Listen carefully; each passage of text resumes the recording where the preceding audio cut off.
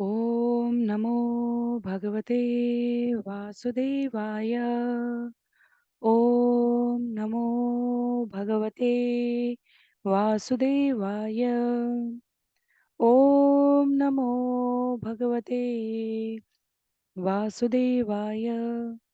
हरे कृष्णा। सभी भक्तों को सादर प्रणाम। श्रीमद् भागवतम महापुराण सत्रों की इन श्रृंखला में आज सत्र 530 530 में सभी भक्तों का स्वागत है। हम सभी यहाँ पर श्रीमद् भागवतम महापुराण को अंतर्राष्ट्रीय कृष्ण भावनामृत संघ के संस्थापक आचार्य कृष्ण कृपा मूर्ति श्री श्रीमद् अभय चरणारविंद भक्ति वेदांत स्वामी श्रील प्रभुपाद की पुस्तकों के माध्यम से भक्तों के संग पठन और श्रवण करने का प्रयास कर रहे हैं। जैसा कि सत्रों का प्रारूप है, वर्तमान विषय वस्तु का संक्षिप्त अवलोकन, तत्पश्चात मंगलाचरण और उसके बाद एक एक श्लोक का वाचन और अनुवाद, श्रवण और पठन करते हुए हम सभी इस सत्र में आगे बढ़ेंगे।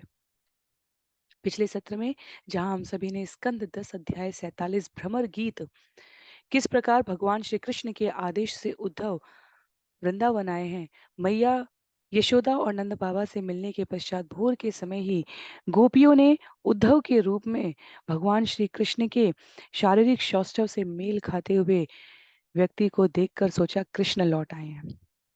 तो प्रथम 28-29 श्लोकों में हमने श्रवण किया कि किस प्रकार जब व्रज की तरुणियों ने पीत वस्त्र और आकर्षक कुंडल पहने कमल जैसे नेत्रों वाले उद्धव को देखा तो वे चकित थी कि ये कितने कृष्ण से मिलते जुलते हैं। ये सोचकर कि ये निश्चित रूप से कृष्ण के पास से आए हैं, उन सभी ने उद्धव के समीप जाकर उद्धव से वार्ता करने का प्रयास किया है। और जब गोपियां कृष्ण के साथ कृष्ण के द्वारा की गई वृंदावन की लीलाओं का स्मरण करने लगी तो सभी प्रकार के सामाजिक शिष्टाचार को छोड़कर उनके नेत्रों से जोर से अश्रुपात होने लगा, उनके स्वर में क्रंदन आ गया।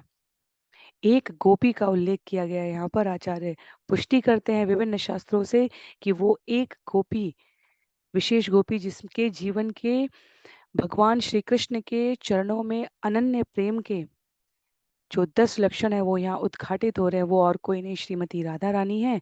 वे कृष्ण के साथ अपने सानिध्य के विषय में गंभीर ध्यान करते हुए एक भौरे को देखकर उसे कृष्ण का दूत मान बैठी। और जिस प्रकार कृष्ण ने वृंदावन का व्रज की तरुणियों को परिस्थितिवश छोड़कर मथुरा में प्रवेश किया है, उसी प्रकार यह गोपी अपने कल्पित दुर्भाग्य, अपने प्रतिद्वंदी प्रेमिका के सौभाग्य और अनेकानेक भावों के साथ यहाँ भगवान के नाम रूप गुण लीला का गुणगान कर रही हैं।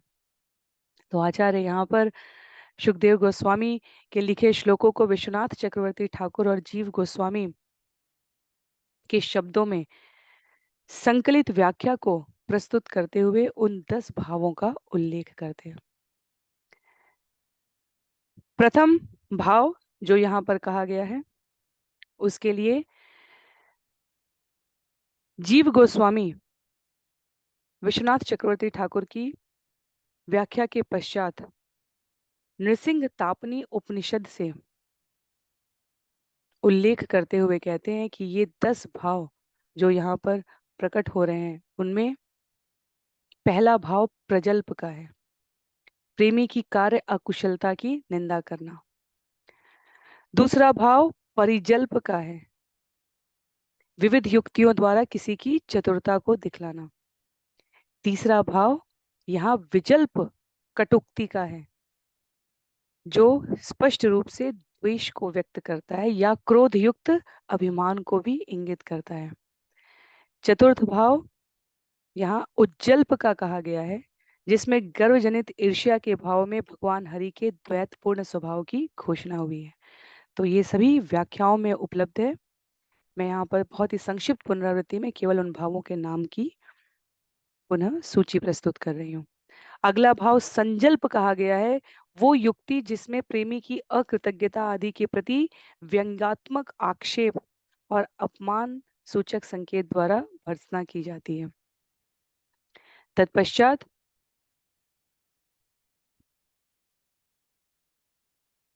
अवजल्प भाव को व्यक्त किया गया है, जिसमें भय से बाध्य होकर घोषित करना कि रुक्षता, कामुकता तथा बेईमानी के कारण वह अयोग्य है और ऐसी युक्ति को अवजल्प कहा गया है। उसके पश्चात अभिजल्प भाव कहा गया है, जहाँ प्रेमिका अपरोक्ष रूप में पछतावे के साथ कि उसका प्रेमी त्यागने योग्य है, फिर भी वो उसे त्याग नहीं पा रही है, इस भाव को व्यक्त किया गया है। उसके पश्चात आजल्प भाव है, जहाँ किसी को कष्ट देते हुए दिखलाते हुए कि एक को कष्ट देकर अन्यों को सुख प्रदान किया जा रहा है, तो इसे आजल्प की कोटि में श्रील विश्वनाथ चक्रवर्ती ठाकुर ने व्यक्त किया है।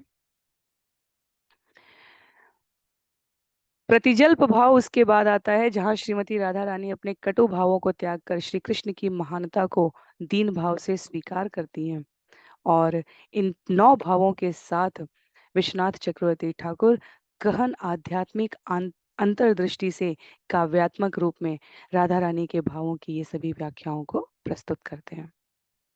तो आज के सत्र में हम सभी आरंभ करेंगे, जहाँ इन 9 भावों के पश्चात सुजल्प भाव, जहाँ श्रीमती राधा रानी निष्ठावश, गंभीरता, चपलता, उत्सुकता पूर्वक भगवान को पुनः प्राप्त करने की अभिलाषा से प्रश्न कर रही हैं, उसके आगे आज के सत्र में हम सभी प्रयास करेंगे। तो आरंभ करते हैं मंगलाचरण से। नारायणं नमस्कृत्य नरं चैव नरोत्तमं देवीं सरस्वतीं व्यासं ततो जयम् उदीरयेत्। शृण्वतां स्वकथा कृष्ण पुण्यश्रवणकीर्तन यद्यन्तस्थो यभद्राणि विदुनोति सुयत्स्यताम्। नष्टप्रायेष्वभद्रेषु नित्यं भागवत सेवया भगवत्युत्तमश्लोके भक्तिर्भवति नैष्ठिकी। ॐ अज्ञानतिमिरान्धस्य ज्ञानाञ्जनशलाकया चक्षुरुन्मीलितं येन तस्मै श्रीगुरुवे नमः।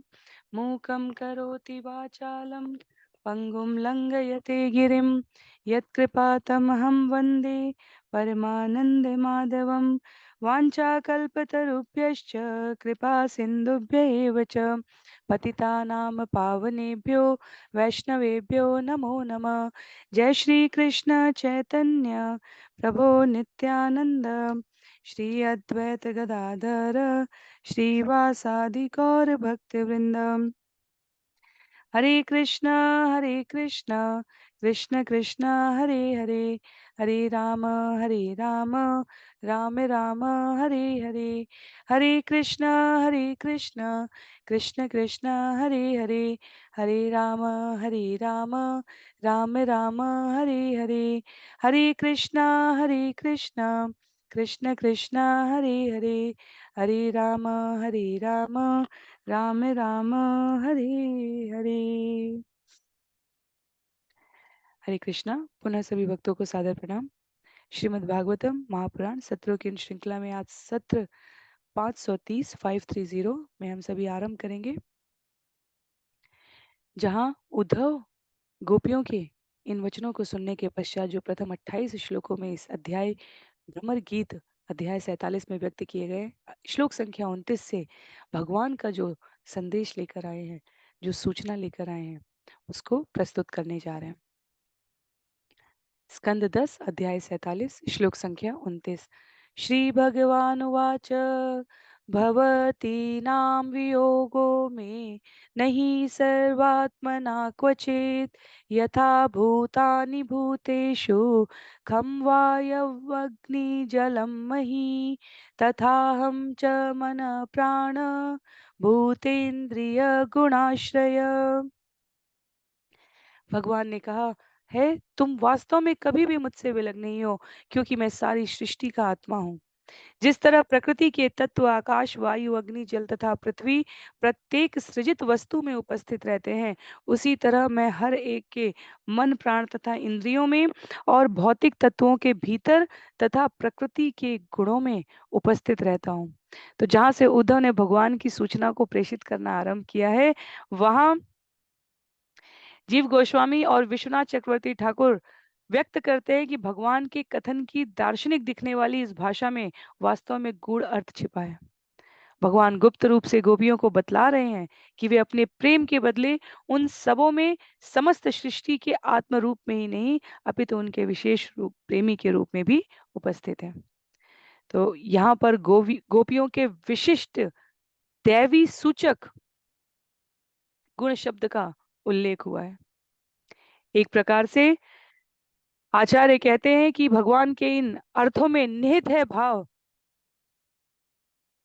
कि प्रतीकात्मक रूप से कृष्ण वो अनुपस्थित हैं, पर पूरे तरीके से कृष्ण कभी वृंदावन से अनुपस्थित नहीं रह सकते, क्योंकि अपने आध्यात्मिक रूप में वे गोपियों के हृदयों तथा मन में सदैव विद्यमान रहते हैं। श्रील प्रभुपाद ने कृष्ण पुस्तक में व्यक्त किया है कि इस सूचना के पीछे कृष्ण ये भाव व्यक्त कर रहे हैं कि अपने प्रति गोपियों के प्रेम को और प्रखर बनाने के लिए, उद्धव के समक्ष गोपियों के प्रेम की प्रखरता को प्रकट करने के लिए भगवान ने इस प्रकार की दार्शनिक भाषा का प्रयोग किया है। विश्वनाथ चक्रवर्ती ठाकुर तो ये भी कहते हैं कि वास्तव में भक्ति में गोपियां कर्म योग और ज्ञान योग को, जो भक्ति की वास्तव में विशेषता है, उसको साध के एक मत करके, जहां कर्म योग और ज्ञान योग मिलता है भगवत गीता में, जो मध्य के अध्याय हैं उन्हें भक्ति योग कहा गया है। अकेला कर्म इस जगत में हमें भगवान के श्री चरणों में अनन्य भक्ति प्रदान करने में सक्षम नहीं है, अकेला ज्ञान योग नहीं सक्षम है। जब दोनों की संधि भक्ति योग पर आकर होती है, तब भगवान के श्री चरण स्वाभाविक रूप से जीवन में सतत स्मरण रहते हैं। तब ज्ञान सध जाता है और कार्य उसी प्रकार से क्रियान्वित होने लगता है। गोपियां उस भक्ति योग की परम शिरोमणि आधार स्तंभ शिला है, जहां से प्रत्येक साधक अपने लिए मार्गदर्शन प्राप्त कर सकता है। श्लोक संख्या 30 में इस दार्शनिक गुण भाषा को व्यक्त करते हुए उद्धव कहते हैं, आत्मन्येवात्मनात्मानं सृजेहन्य अनुपालये आत्ममाया अनुभावेन भूतेन्द्रिय गुणात्मना। मैं ही अपनी निजी शक्ति के द्वारा भौतिक तत्वों, इंद्रियों तथा प्रकृति के गुणों का सृजन करता हूँ, उन्हें बनाए रखता हूँ और फिर अपने भीतर समेट लेता हूँ। एक रसिक व्रजवासी की भाषा में व्रज की लीला का भगवान श्री कृष्ण के प्रति माधुर्य वात्सल्य साख्य दशा भाव में दास भाव में स्मरण करने वाले साधकों को इन शब्दों में कोई रुचि नहीं होती। कहाँ भगवान सृष्टि बना रहे हैं, कहाँ भगवान भौतिक तत्वों इंद्रिय प्रकृति के गुणों का सृजन कर रहे हैं, समेट रहे हैं, संहार कर रहे हैं। वो तो केवल भगवान के साथ अपने साक्षात संबंधों को जीते हैं, पर यहाँ पर भगवान के एकत्व का स्मरण करा रहे हैं। उद्धव ये कहते हुए गोपियां अभी शांति से सुन रही हैं। भागवतम में हमने ये भगवान की विराट स्वरूप के इस प्राकट्य को अनेक स्थानों पर श्रवण किया है। उद्धव कहते हैं आगे, आत्मा ज्ञानमय शुद्धो व्यक्ति रिक्त अगुणान्वय सुषुप्ति स्वप्न जागत भी मायावृत्ति भी ईयते। शुद्ध चेतना या ज्ञान से युक्त होने से आत्मा प्रत्येक भौतिक वस्तु से पृथक है और प्रकृति के गुणों के पाश से अलिप्त है। आत्मा का अनुभव भौतिक प्रकृति के 3 कार्यों के माध्यम से किया जा सकता है। ये है जागृत, स्वप्न तथा सुषुप्ति। तो कहते हैं कि आत्मा शरीर से अलग है। भगवत गीता अध्याय 2 में भगवान ने आत्मा का विज्ञान बताया है, जहाँ श्लोक संख्या 11, 12, 13 से आरंभ करते हुए भगवान श्लोक संख्या 30 तक लेके गए। उसके पश्चात धर्म बताते हैं भगवान श्लोक संख्या 31 से लेकर 53 तक अध्याय 2 में। तो वहां कहते हैं भगवान, और उद्धव उसी ज्ञान को यहाँ पर कहते हैं कि भौतिक वस्तु से पृथक है आत्मा। एक मृत शरीर और जीवित शरीर में अंतर केवल आत्म तत्व चेतना के उपस्थित होने का और विलग होने का होता है। एक मृत शरीर में भी वही हाथ पैर मुंह आंख कान त्वचा बाल सब कुछ उपस्थित है, पर वो शरीर अधिक समय तक जो जिनका पूरे जीवन भर प्रियतम रहा है वो शरीर, वो संबंधी भी उस शरीर के पास बहुत समय तक नहीं बैठ सकते, क्योंकि उसमें से चेतना तत्व निकल चुका है और उसी को यहाँ पर कहा जा रहा है। तो आत्मिक आत्मा की ये जो अनुभूति है, प्रकृति के 3 कार्यों के माध्यम से जागृत, स्वप्न तथा सुषुप्ति। जब जीव आत्म तत्व चेतना से युक्त होता है तो वो आसपास की गतिविधियों से स्वयं को विलग रख पाता है। जब वो अर्ध निमीलित नेत्रों से अपने आप को इस जगत में रखता है तो सुख दुख के, हानि लाभ के द्वंद में घूम रहा होता है, जिसे सुषुप्ति अवस्था कहा गया है। और स्वप्न वो है जब पूरी तरीके से इस भौतिक जगत में अपने आप को भूलकर जीवन यापन कर रहा है और अपने आसपास होने वाली हर घटना में जिसमें शरीर संबंधित है, पर वो आत्म तत्व को उससे विलग नहीं कर पाता है। सोचता है ये भी मेरा है, ये भी मेरा है। मैं आत्म तत्व शाश्वत है, पर शरीर के साथ जीव अपने आप को आत्म तत्व का स्मरण ना करके सब में संबंधित कर रहा होता है। तो ये एक अलग विज्ञान है, अलग विषय विषय है। हम लोगों ने इसको अनेकों बार श्रवण किया है।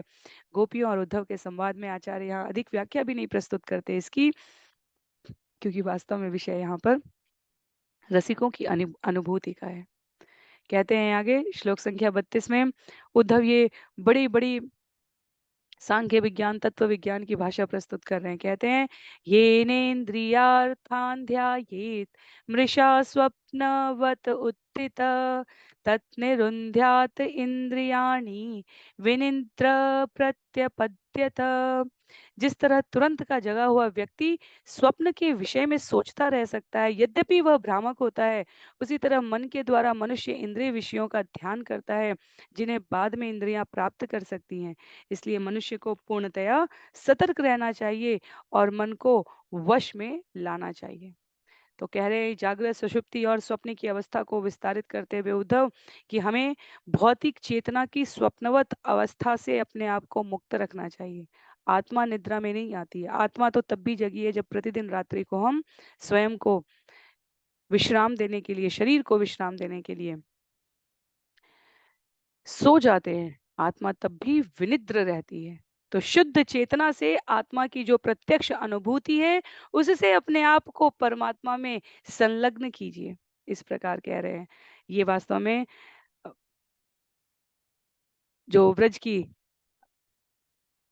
लोक रीति के अनुसार वहाँ की भाषा में पद विन्यास में रचना की गई है आचार्यों के द्वारा, कवियों के द्वारा। उसमें कहा जाता है उद्धव के ये बड़े बड़े ज्ञान युक्त जो प्रक्षेपित अस्त्र की तरह गोपियों के ऊपर श्लोक में वर्णित पंक्तियां उद्धृत करके फेंकी जा रही हैं।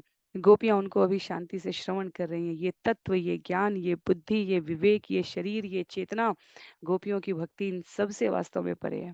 पर आगे कहते हैं उद्धव, एततन्त समाम्नायो योग सांख्यम मनीषिणाम त्यागस्तपोदम सत्यम समुद्रांता इवापगा। बुद्धिमान अधिकारी जनों के अनुसार यही सारे वेदों तथा योगाभ्यास, सांख्य, त्याग, तपस्या, इंद्रिय संयम तथा सच्चाई का चरम निष्कर्ष है।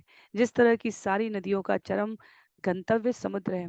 उद्धव कहते हैं यदि आप समझें तो सारे वैदिक वांग्मय का उद्देश्य आत्मा को मन तथा इंद्रियों के नियंत्रण तक ले आना है और उन्हें दिव्य साक्षात्कार में स्थित करना है। वास्तव में जब हम भगवत गीता अध्ययन करते हैं जहाँ आरूढ़ और आरूढ़ योगारूढ़ विभिन्न गतिविधियों को, विभिन्न स्तरों को, योग की अवस्थाओं को हम श्रवण करते हैं, तब भी यही कहा गया है भक्ति में सब कुछ सहज साध्य है, अन्य सभी विधाओं में इसके लिए हमें अलग से प्रयास करना होता है। जब रीढ़ की हड्डी को सीधा करके प्राणायाम अवस्था में कहा गया है, समान समतल स्तर पर कुशा के आसन के ऊपर पीठ, गर्दन और सिर एक सीध में रखकर आंखों को अर्धनिमीलित अवस्था में नासिका के अग्रभाग पर केंद्रित करते हुए देखते हुए और चित्त को दोनों भौं के मध्य के स्थान पर केंद्रित करते हुए कहा जाता है। उद्देश्य क्या होता है? इतनी पूरी प्रक्रिया का आहार, नियम, प्रत्याहार जो 9 समाधि तक जाने की अवस्थाएं बताई गई हैं, उसका परिणाम क्या होना चाहिए? अपनी चित्त, वृत्ति, इंद्रियां भौतिक जगत से अलग करके जीव स्वयं पर एकाग्र कर सकें। अभी अभी भगवान का ध्यान नहीं आरंभ हुआ है। अभी भौतिक जगत से अपना ध्यान विलग करके हम एकाग्र चित्त हो सकें, इसके लिए ये विधि बताई गई है जो घंटों घंटों तक साधी जाती है। कलयुग में तो व्यवहारिक रूप से संभव भी नहीं है। भक्ति में ये मन साधने की चित्तवृत्ति जगत से विलग करके जगदीश पर लगाने की प्रक्रिया सहज ही हो जाती है। पर यहाँ पर अनियंत्रित इंद्रिय तृप्ति की निहित गतिविधि को नियंत्रित करके वैदिक वाङ्मय का जो उद्देश्य है, मन और इंद्रियों को नियंत्रित करना ताकि दिव्य साक्षात्कार को प्राप्त करने की प्रक्रिया में प्रथम स्तर की जो योग्यता है वो आ सके, उद्धव वो बताने का प्रयास करे। तो उद्धव भगवान के शब्दों का प्रयोग करते हुए गोपियों से वास्तव में क्या कह रहे हैं? सरलतम भाषा में कह रहे हैं, आत्म साक्षात्कार करो, अपने मन को स्थिर करो, ध्यान करो, धारणा करो, भगवान से आध्यात्मिक तादात्म्य की तुम्हें अनुभूति होगी और इस प्रकार तुम्हें वियोग की पीड़ा से नहीं गुजरना होगा। यत्वहं भवतीनां वे दूरे वर्ते प्रियो दिशां मनसः सन्निकर्षार्थं मत अनुध्यान काम्यया। किंतु जिस असली कारण से तुम सबों की प्रिय आंखों की प्रिय वस्तु रूप मैं तुम लोगों से अति दूर रह रहा हूँ, वह यह है कि मैं तुम अपने प्रति तुम सबों के चिंतन को प्रगाढ़ करना चाहता था और इस तरह तुम्हारे मनों को अपने अधिक निकट लाना चाहता था। तो ये संदेश है भगवान का। जब कोई वस्तु हमारी आंखों के समक्ष होती है तो हमारे प्रेम स्पष्ट रूप से प्रतिबिंबित होता है, पर जब वो हमारे हृदय और मन से दूर हो जाए तो उसकी अनुपस्थिति में हृदय उसको और अधिक अनुभूत करना चाहता है। यहाँ भगवान कृष्ण गोपियों से दूर प्रतीत हो रहे हैं, पर वास्तव में आध्यात्मिक स्तर की उनकी निकटता अन्य सभी परिस्थितियों से और अधिक प्रगाढ़ हो रही है। तो भगवान यहाँ पर इस प्रकार से सूचनाएं जो उद्धव के द्वारा प्रेषित कर रहे हैं, उद्धव उसे विभिन्न उपमाओं से प्रस्तुत करते हुए श्लोक संख्या 35 में कहते हैं, यथा दूरचरे प्रेष्ठे मनाविश्य वर्तते स्त्रीणां च न तथा चेत सन्निकृष्टे अक्षिगोचरे। जब प्रेमी दूर होता है तो स्त्री उसके विषय में अधिक सोचती है बजाय इसके कि जब वह उसके समक्ष उपस्थित होता है। तो क्योंकि यहाँ पर भगवान श्री कृष्ण का उपदेश, उनकी सूचना, उनका संदेश गोपियों के लिए है, इसलिए यहाँ पर स्त्री पक्ष के लिए कहा गया है। अगली ही पंक्ति में आचार्य विश्वनाथ चक्रवर्ती ठाकुर की लिखी पंक्ति का प्रयोग करके कहते हैं, पुरुषों के साथ भी ऐसा होता है।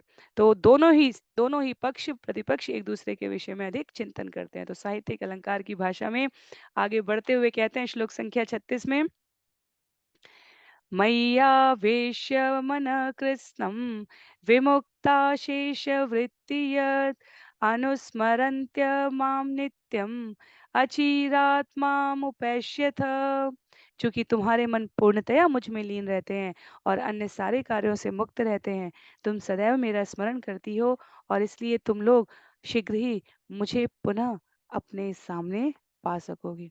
उद्धव के द्वारा कही गई सारी पंक्तियों में वास्तव में गोपियों के कार्य की, गोपियों की अभिलाषा की, गोपियों की जिज्ञासा की, गोपियों के सुनने योग्य सूचना की यही एक पंक्ति थी जहां भगवान ने कहा, आचार्य बहुत बहुत बहुत साहित्यिक ग्रंथ भर चुके हैं उद्धव के संदेश को गोपियों के समक्ष इस प्रकार से प्रस्तुत करने वाले, भगवान के मनोभावों को व्यक्त करने वाली कथाओं से। और सार पंक्ति जो गोपियां ग्रहण करती हैं वो ये कि तुम पुनः मुझे प्राप्त कर सकोगी। श्लोक संख्या 37 में उद्धव आगे कह रहे हैं कि भगवान ने कहा है, या मया क्रीणता रात्र्यां वने अस्मिन् व्रजा स्थिता अलब्धिरासा कल्याण्यो मापुर्मर्दीय चिंतया। या मया क्रीणता रात्र्यां वने अस्मिन् व्रजा स्थिता अलब्धिरासा कल्याण्यो मापुमत चिंतया। यद्यपि कुछ गोपियों को ग्वाल ग्राम में ही रह जाना पड़ा था, जिससे वे रात में जंगल में रचाए गए रास नृत्य में मेरे साथ क्रीड़ा नहीं कर पाई थी, तो भी वे परम भाग्यशालिनी थी। दरअसल वे मेरी शक्तिशाली लीलाओं का ध्यान करके ही मुझे प्राप्त कर सकी थी। तो जब भगवान ये कह रहे हैं तो निश्चित रूप से उद्धव भगवान की इन गोपनीय लीलाओं से स्वयं को परिचित करा रहे। वास्तव में यहाँ पर भगवान ने गोपियों का, उनके चरणों में जो अनन्य प्रेम है उद्धव को एक प्रकार से वो उद्घाटित करते हुए बताया है कि शब्दों की, ध्यान की, आत्म साक्षात्कार की सारी विधियों का अंतिम परिणाम क्या है? सेवामय रूप में भगवान के साथ अपने संबंध को स्थापित करना। और गोपियों ने उसको पूरी तरीके से यहाँ पर साधा है। इसलिए जब कहते हैं कि जो उपस्थित नहीं भी थी, वो क्या थी? आध्यात्मिक लीलाओं का शक्तिशाली प्रकार से, अर्थात जितनी भी लीलाएं हैं वो आध्यात्मिक स्तर पर घटित हुई हैं, और उनका ध्यान करके वो गोपियां वास्तव में मेरे समीप थी, मेरे समक्ष उपस्थित थी। तो सुखदेव गोस्वामी आगे व्यक्त करते हैं, श्री शुक उवाच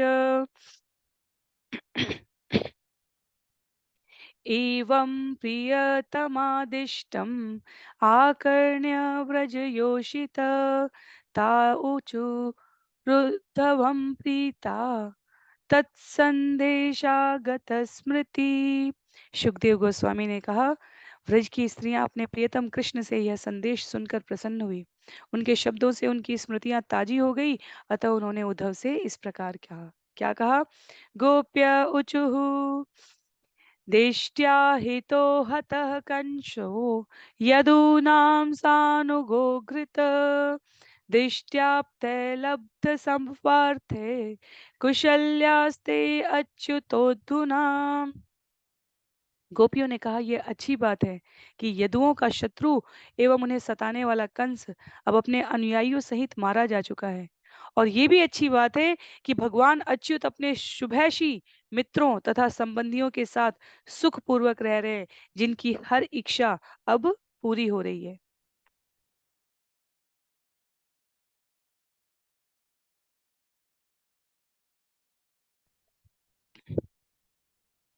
पर हमारे लिए क्या है? कच्चिद गदाग्रज सौम्य करोति पुरयोषितां प्रीतिं न स्निग्ध सव्रीण हासोदारे क्षणार्चित। हे भद्र उद्धव, क्या गद का बड़ा भाई नगर की स्त्रियों को वह आनंद प्रदान कर रहा है जो वास्तव में हमारा है? हम ऐसा समझती हैं कि वे स्त्रियां उदार चितवनों तथा प्यारी लजीली मुस्कानों से उनकी पूजा करती होंगी। तो कुछ क्षण के लिए गोपियों ने उद्धव की ये ज्ञान भरी बातें अवश्य श्रवण कर ली, पर गोपियों का चित्त तो भगवान के संग जो उनका माधुर्य संबंध है उसमें स्थित है। और यहाँ गदाग्रज नाम कृष्ण को सूचित करते हैं।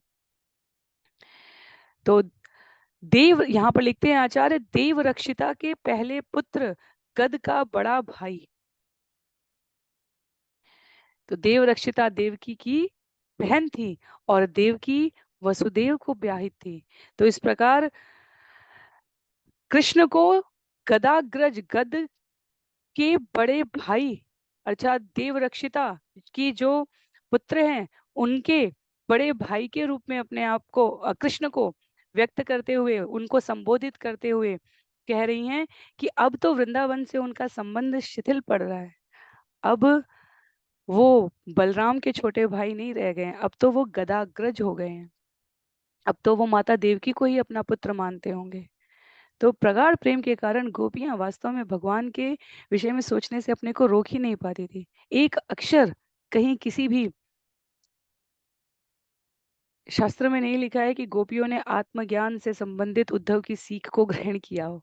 आचार्य कहते हैं गोपियों को इसकी आवश्यकता ही नहीं थी। सभी प्रकार के ध्यान, धारणा, नियम, संयम, आत्मनिग्रह, समाधि का अंतिम लक्ष्य तो भगवान के साथ स्वयं को किसी भी प्रत्यक्ष रस से बांधना होता है, और गोपियों ने उसको पहले ही साध लिया था। पुनः माधुर्य रस में ओतप्रोत गोपियां कहती हैं, कथम रति विशेषज्ञ प्रियश्च पुरयोषिताम नानुबध्ये तत वाक्ये विभ्रमे चानुभाजित। श्री कृष्ण सभी प्रकार के माधुर्य व्यापार में दक्ष हैं और नगर की स्त्रियों के प्रिय हैं।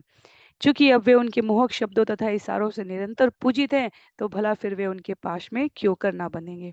इसलिए आचार्य हमें सावधान करते हैं कि इन शब्दों को और इन श्लोकों को और इन व्याख्याओं को, इन वृत्तांत को हमें सीधे भागवतम में श्रवण नहीं करना चाहिए।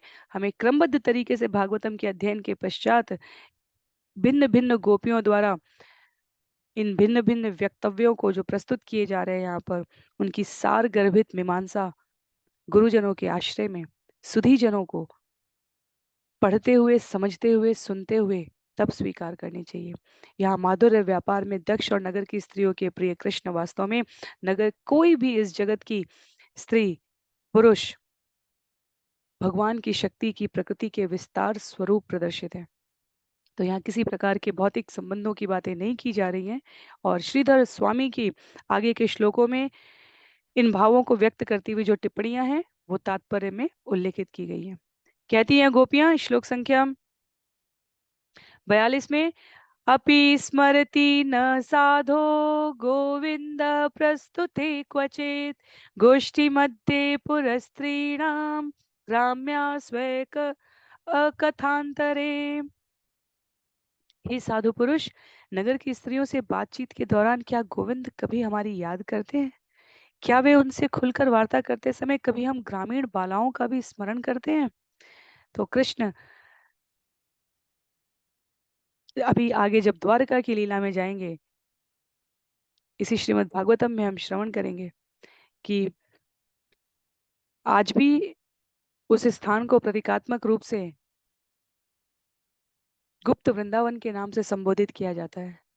प्रतिदिन भगवान श्री कृष्ण जब से लीला रूप में वृंदावन से अलग हुए हैं, ऐसा कोई दिन नहीं रहा है, ऐसा कोई क्षण नहीं रहा है जहाँ भगवान बताते हैं कि भगवान के बारे में उनके निकटस्थ बताते हैं कि उन्होंने वृंदावन को स्मरण ना किया हो, उन्होंने गोपियों को स्मरण ना किया हो।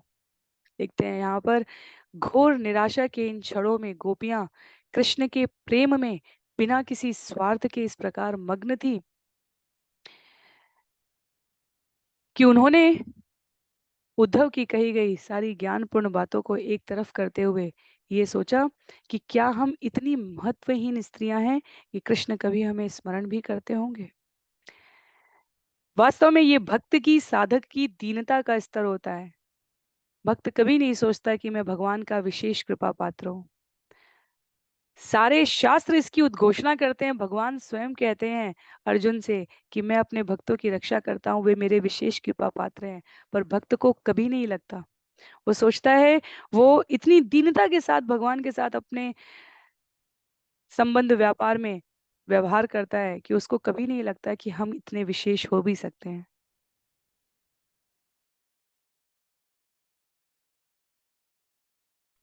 यहाँ पर प्रतीकात्मक रूप से गोपियां अन्य स्त्रियों के साथ विशेष प्रेम, व्यापार, माधुर्य, दान की बात कर रही हैं। पर आज श्रीधर स्वामी यहाँ पर कहते हैं कि गोपियां कहती हैं, पता नहीं हम तो इतनी दीनहीन और परित्यक्ता प्रकार की हैं, सामान्य व्रजबालाएं हैं कि कृष्ण कभी हमारे विषय में भी कुछ कहते होंगे। आगे कहती हैं, श्लोक संख्या 43 में व्यक्त करते हैं, ताकिम निशा स्मरति यासु तदा प्रियाभि वृंदावने कुमुद कुंद शशांक रम्ये रेमे क्वड़च्चरण नुपुर रास गोष्ठ्याम अस्माभिईडित मनोज्ञ कथ कदाचित। क्या वे वृंदावन के जंगल में उन रातों का स्मरण करते हैं जो कमल, चमेली तथा प्रकाशमान चंद्रमा से सुंदर लगती थी? जब हम उनकी मनमोहनी लीलाओं का गुणगान करती तो वे रास नृत्य के घेरे में, जो कि घुंघरुओं के संगीत से गुंजायमान होता था, हम प्रेयसियों के साथ विहार करते थे। तो गोपियां उसी ध्यान मग्न अवस्था में है जहां पर विश्वनाथ चक्रवर्ती ठाकुर कहते हैं कि वास्तव में गोपियां कहना चाह रही हैं कि कृष्ण, तुम व्रज के अतिरिक्त कहीं पर भी रहो, पर वृंदावन के समान दूसरा कोई रमणीय स्थान नहीं हो सकता। ब्रह्मांड के किसी कोने में वृंदावन के जंगल के समान आकर्षक दृश्य नहीं मिल सकता। यमुना नदी की शांत तरंगों से प्रतिबिंबित, पूर्ण चंद्रमा के प्रकाश से प्रकाशित, पवित्र फूलों से सुगंधित उस भाव, उस परिवेश, उस वातावरण में हम गोपियों के संग आपका जो स्नेह रहा है, जो निजी भाव से पूर्णतया आपके प्रति व्यक्त की गई सेवाएं हैं, वो कहीं किसी और स्थिति में आपको प्राप्त नहीं हो सकता। तो अपने समर्पण के प्रति गोपियों का जो एकनिष्ठ भाव है, जिसमें वो प्रतीकात्मक रूप से नहीं अपितु पूर्ण दृढ़ता से कहती हैं कि कृष्ण के अतिरिक्त हमारा कोई आराध्य नहीं है।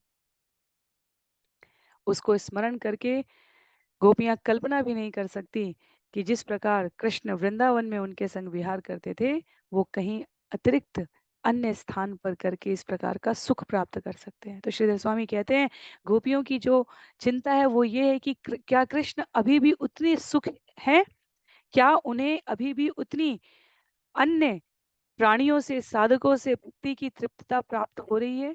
क्योंकि हमने तो अपने एक एक क्षण के कण में कृष्ण को तृप्त करने का भाव रखा है।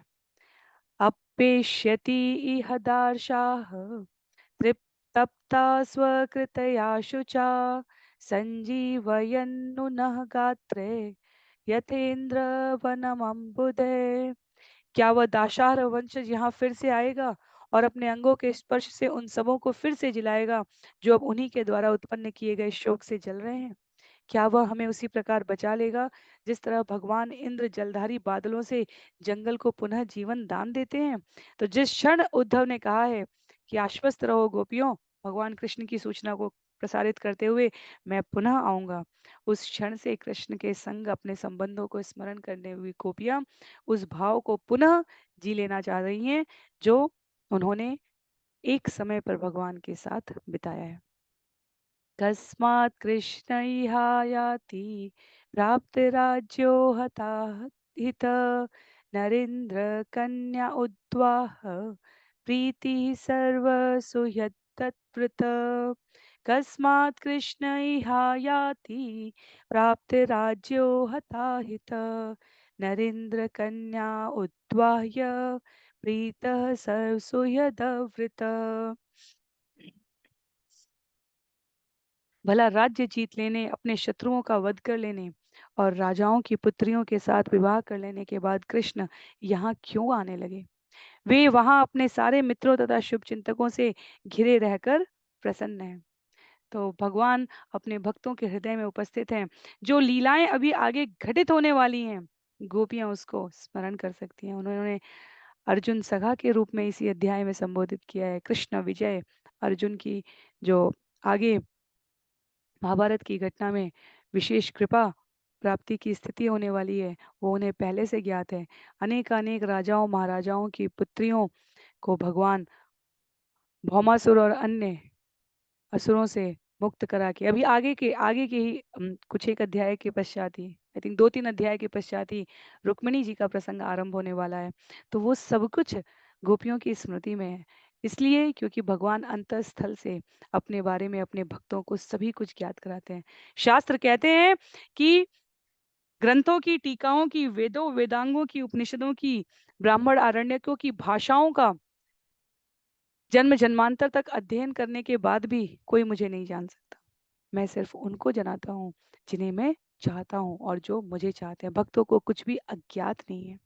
तो ये गोपियां यहाँ पर जो उद्धव को कह रही हैं वो संकेत है कि आगे कृष्ण भी क्या क्या करने वाले हैं। किमस्माभिवन ओको भी अन्याभि वा महात्मन श्रीपते आप्त कामस्य क्रियेतार्थ कृतात्मन। महापुरुष कृष्ण लक्ष्मी के स्वामी हैं और वे जो भी चाहते हैं वह स्वतः पा लेते हैं। जब वे अपने में पहले से पूर्ण हैं तो हम वनवासिनियां या अन्य स्त्रियां उनके प्रयोजन को कैसे पूरा कर सकती हैं? तो कहीं ना कहीं जो माधुर्य भाव है पूर्ण पुरुषोत्तम भगवान होने के कारण गोपियां कहती हैं कि वैसे तो कृष्ण को किसी की आवश्यकता नहीं है, पर अपने अहेतुकी की कृपा से अपने प्रिय भक्तों को अपनी संगति प्रदान करने वाले भगवान, क्या हम उन्हें पुनः प्राप्त कर पाएंगे? परम सौख्यम हिम नैराश्य स्वे ऋणी अपि आपिंगला तज्जानीतानां न कृष्णे तथाप्याशा दुरत्यया। परम सौख्यम हि नैराश्यम स्वैरिण्यप्याह पिंगला तज्जानती नाम न कृष्णे तथाप्याशा दुरत्यया। दरअसल सर्वोच्च सुख तो समस्त इच्छाओं का परित्याग करने में है, जैसा कि पिंगला नामक वैश्या तक ने भी कहा है। यह जानते हुए भी हम कृष्ण को पाने की अपनी आशाएं नहीं छोड़ पा रही हैं। तो 11वें स्कंद में हम सभी को पिंगला के बारे में श्रवण करने का गुरुजनों के आशीर्वाद से अवसर उपलब्ध होगा। यहाँ पर गोपियां कहती हैं, मान, अभिमान अत्यधिक खराब है। हमें अभिमान नहीं करने के लिए बताते हैं भगवान, पर कृष्ण मेरे हैं, ये अभिमान सर्वश्रेष्ठ है। क्रोध अत्यधिक खराब है, पर कृष्ण के प्रेम में, कृष्ण के द्वारा प्रस्तुत किए गए मूल्यों, सिद्धांतों, वक्तव्यों की रक्षा के लिए भक्त क्रोधित भी होता है। भगवान भक्त की रक्षा के लिए क्रोधित होते हैं। भक्त भगवान की अक्षुण्णता को बनाए रखने के लिए जो यथासाध्य संभव है उसके लिए क्रोधित होता है। भगवत गीता में अध्याय 8 में भगवान कहते हैं, हर इच्छा के साथ, नई इच्छा के साथ जीव नया देह निर्माण करता है, इसलिए इच्छाएं नहीं होनी चाहिए जीवन में। गोपियां यहाँ कहती हैं कि इच्छाओं का परित्याग करने में सर्वोच्च सुख है, क्योंकि भगवान भगवत गीता में कहते हैं कि इच्छाओं का परित्याग करने में सर्वोच्च सुख है। पर वास्तव में वो इच्छा हमारा सबसे बड़ा धन होना चाहिए, जिसमें भगवान को पाने की अभिलाषा हो। तो गोपियां यहाँ कहती हैं कि वैसे तो समस्त इच्छाओं का परित्याग कर देने से सुख मिलता है, पर क्या करें, कृष्ण को पाने की जो इच्छा है, जो अभिलाषा है, जो आशा है, वो हम छोड़ ही नहीं पा रही हैं। श्लोक संख्या 48 में, तो इसीलिए दूषण भी भूषण हो जाते हैं यदि वो कृष्ण के श्री चरणों में समर्पित हैं, और इस जगत के समस्त भूषण भी जो हमने धारण कर रखे हैं वो दूषण के समान हो जाते हैं यदि वो हमें भगवान के श्री चरणों से विलग कर दें। इस जगत का सबसे बड़ा धन यदि हम अर्जित कर सकते हैं तो वो भगवान श्री हरि के चरणों में अनवरत श्रद्धा, भक्ति, विश्वास के साथ सेवा करने का अवसर प्राप्त होता रहे। ये इच्छा रखना जीवन की सबसे बड़ी पूंजी है।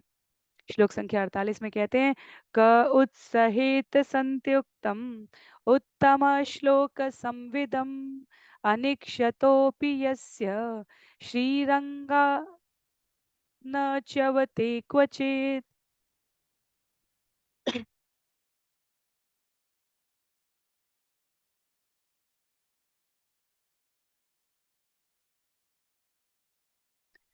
क उत्सहित संत्युक्तम उत्तम श्लोक संविदम अनिक्षतोपि यस्य श्री अंगाच्यवते क्वचित। भला भगवान कृष्ण से घुल मिलकर बातें करने को छोड़ पाना कौन सहन कर सकता है। यद्यपि वे श्री देवी में तनिक भी रुचि नहीं दर्शाते, किंतु वे उनके वक्षस्थल पर बने स्थान से कभी इधर उधर नहीं होती हैं। तो भक्ति की सरिता में वास्तव में नवदा भक्ति में माता लक्ष्मी पाद सेवनम, भगवान के श्री चरणों की सेवा में इतनी संलग्न रहती हैं कि एक उदाहरण के रूप में प्रस्तुत की गई हैं। जो 4 वैष्णव संप्रदाय हमने श्रीमद् भागवतम में श्रवण किए हैं, उसमें एक श्री संप्रदाय भगवान के द्वारा जो संस्तुत है, उसमें श्रीमती लक्ष्मी देवी को स्थान प्राप्त हुआ है। भगवान के श्री चरणों में सेवा करने वाले भगवान के वक्षस्थल पर, भगवान के हृदय में वास करते हैं। इसका ये अनुकरणीय उदाहरण है वास्तव में। तो गोपियां यहाँ पर ऐसा नहीं है कि माता लक्ष्मी के संबंध में किसी प्रकार से कोई अनुचित बात कह रही हैं, ये कहकर कि भगवान उनमें तनिक भी ध्यान नहीं रखते और फिर भी वो उनको नहीं छोड़ पा रही हैं।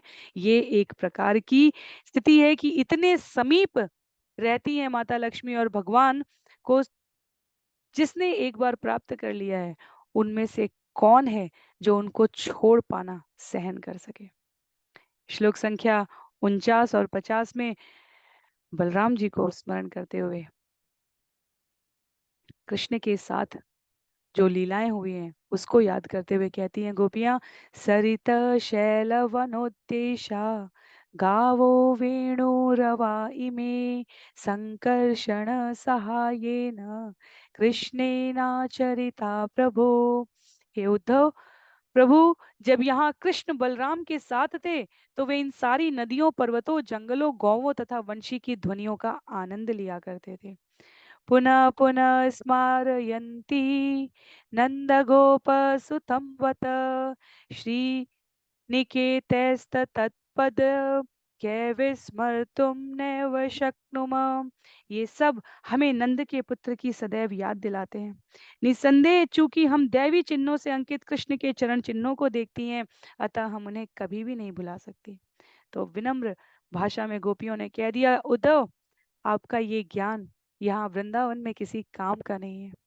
और वास्तव में जिन्होंने व्रज का दर्शन किया है, जिनको व्रज के विभिन्न वनों का दर्शन करने का सौभाग्य प्राप्त हुआ है, 5 वन यमुना नदी के इस ओर और 7 वन यमुना नदी के दूसरी ओर हैं, पूर्व और पश्चिम मिलाकर।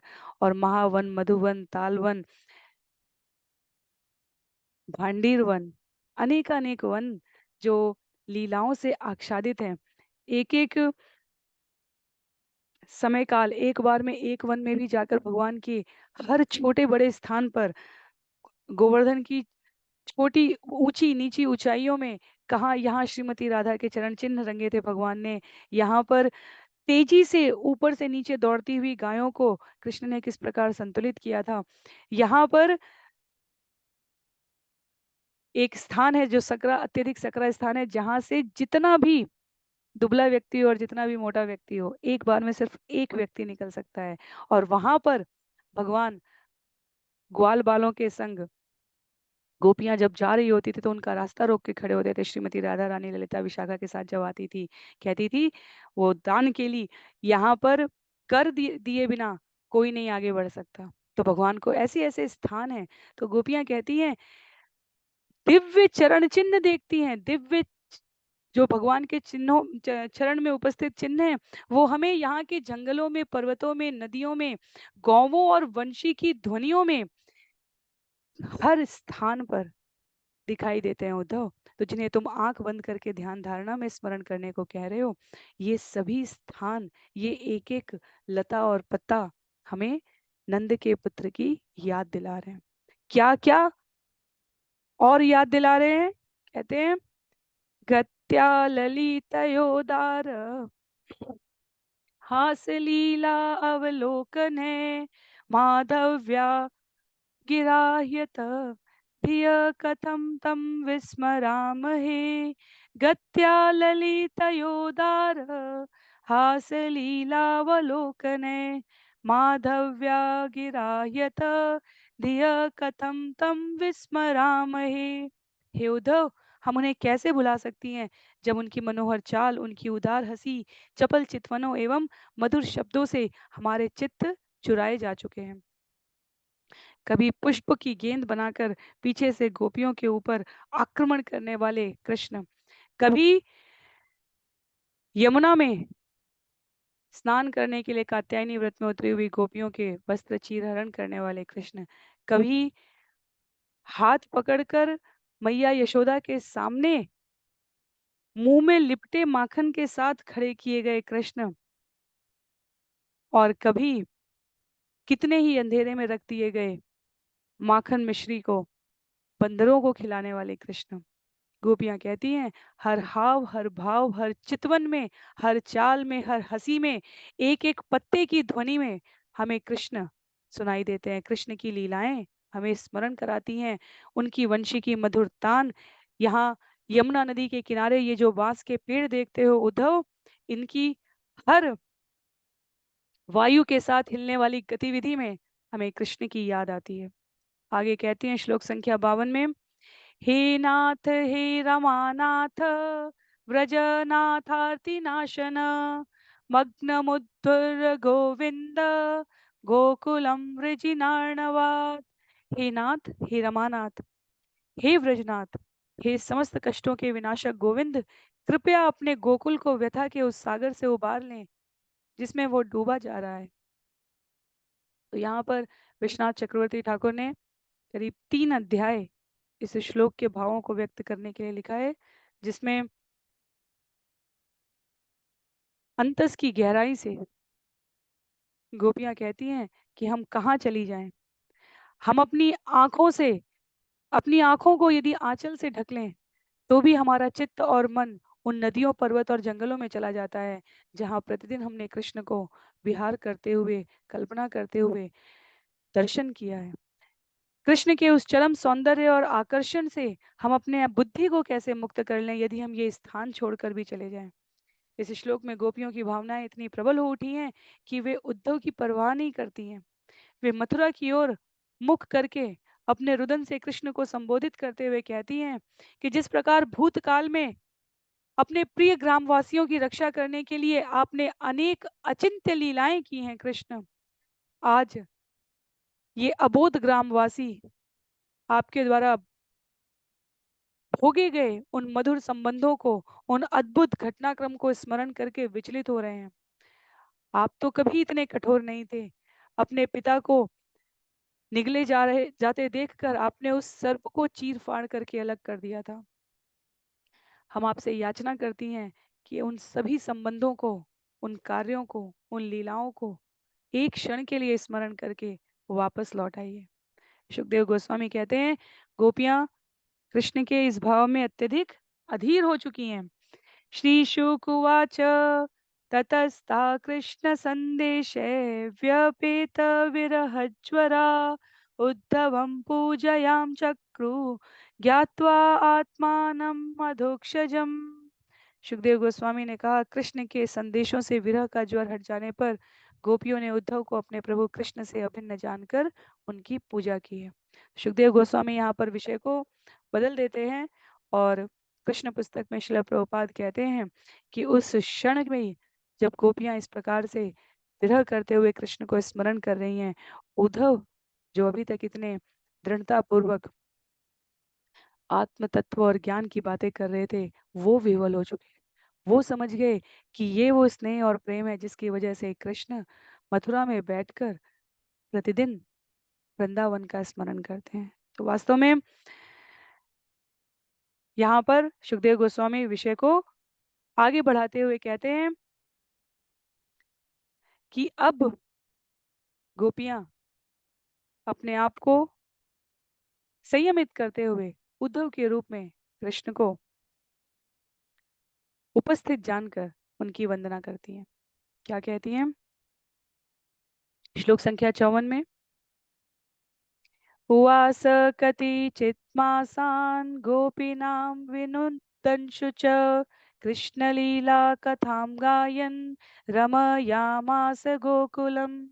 उद्धव वहां पर कृष्ण की लीलाओं की कथाएं कहकर गोपियों का दुख दूर करते हुए कई महीनों तक रहे।